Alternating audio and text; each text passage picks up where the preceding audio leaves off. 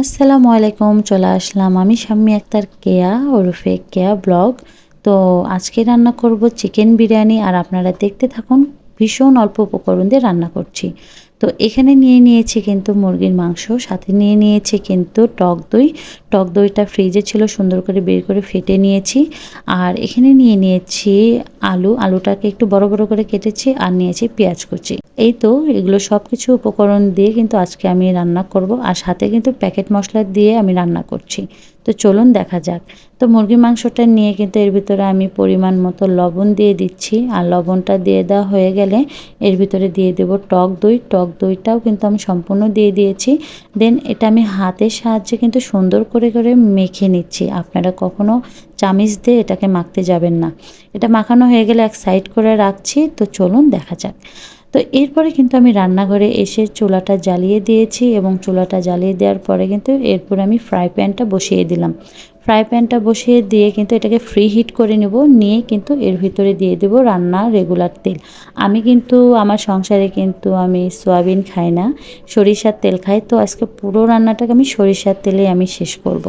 তো যাই হোক, এই তো তেলটা একটু হিট হয়ে আসলে আমি এর ভিতরে দিয়ে দিব হচ্ছে পেঁয়াজ কুচি। পেঁয়াজ কুচিটা আমি সম্পূর্ণ দেব না, কিছুটা দেব, আর কিছুটা আমি বিরিয়ানির চাল যখন ভাজবো তখন দেব। তো এখানে পেঁয়াজ কুচিটা দেওয়া হয়ে গেলে এটাকে আমি সুন্দর করে আমি একটু নাড়াচাড়া করে নিচ্ছি।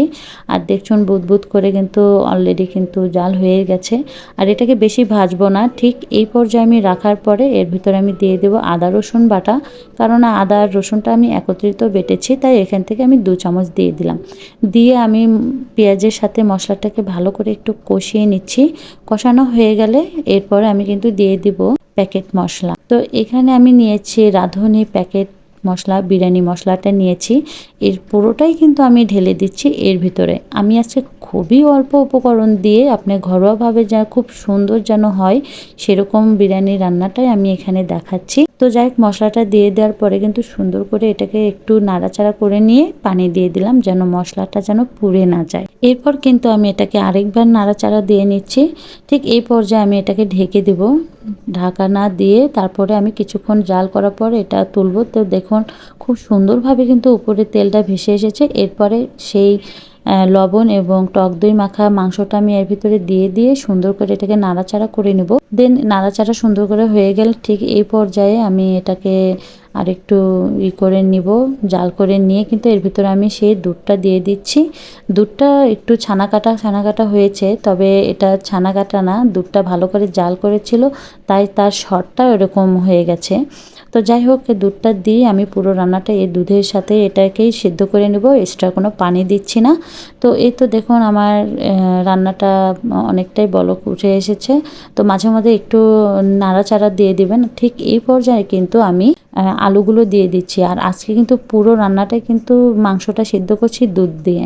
ঠিক আছে, আপনারা কোনো পানি দিতে যাবেন না। তো একটু ঢাকনা দিয়ে ঢেকে দিব এবং এটাকে অপেক্ষা করব। তো এই যে ঠিক এই পর্যায়ে আমি এটাকে নামিয়ে নেব, কেননা একটু ঝোল থাকলে পুরো ফ্লেভারটা পুরো বিরিয়ানিতে চলে যায়। ঠিক আমি এই পর্যায়ে নামিয়ে নেব।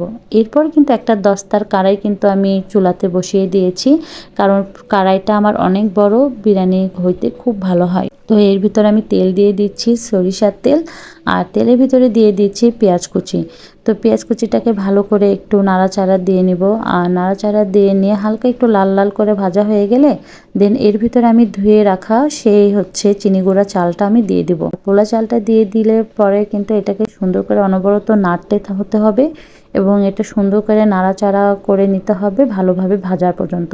তো দেখুন আমার কিন্তু একদম সুন্দর করে ঝরঝরাভাবে কিন্তু ভাজা হয়ে গেছে। তো এই পর্যায়ে আমি দিয়ে দেব গরম পানি। আপনি যতটুকু চাল নেবেন ঠিক তার ডাবল পানি আপনারা কিন্তু গরম পানিটা ইউজ করবেন। তো এটা আমি খুব ভালোভাবে কিন্তু শিখেছি ইউটিউব দেখে, যে চালের পরিমাণ এবং পানির পরিমাণটা। তো যাই হোক, এই পর্যায়ে আমি আবার লবণ দিয়ে দিচ্ছি। একটু কিন্তু শুকা হয়ে এসেছে এবং অনেকটাই কিন্তু পানি টেনে নিয়েছে। দেন ঠিক এই পর্যায়ে আমার পুরো মাংসটা আমি ঢেলে দিচ্ছি বিরিয়ানির ভিতরে। তো এটার ভিতরে কিন্তু আমি পুরো মাংসটা ঢেলে দিয়ে আবার নাড়াচাড়া দিয়ে দেবো, এবং এই সময় কিন্তু আপনারা কিন্তু লবণটা একটু চেক করে নেবেন, কেননা এই সময় লবণটা চেক করে নিলে সবথেকে বেশি ভালো হবে। এবং আমার হাতে কিন্তু 4টা হলো কারো আলু বোখরা ছিল, সেটাও আমি দিয়ে দিয়েছি। আর এখানে দিয়ে দিচ্ছে গোলাপ জল এবং কেওড়া জল একত্রিত আছে। তো ঠিক তার মুখার যতটুক হয় আমি ঠিক এরকম 2টা মুখা কিন্তু আমি কেওড়ার জল এবং গোলাপ জলটা আমি দিয়ে দিব। খুব বেশি দিতে যাব না, কারণ এটার ফ্লেভারটা আমার বাসার অনেকে পছন্দ করে, অনেকে করে না। তো এই তো হয়ে গেল চটজলদি আমার বিরিয়ানিটা দেখুন কতটা ঝরঝরা হয়ে গেছে। আর দেখুন খুবই অল্প উপকরণ দিয়ে কিন্তু আজকে রান্নাটা শিখেই নিলেন। তো এই তো আমি এখন সার্ভিং ডিশে সার্ভ করে নিয়েছি। তো আজকের রান্নাটা কেমন লাগলো সবাই আমাকে জানাবেন। আর হ্যাঁ, আমার ভিডিওটা ভালো লাগলে অবশ্যই লাইক কমেন্ট করবেন। আজ এই পর্যন্তই। আল্লাহ হাফেজ।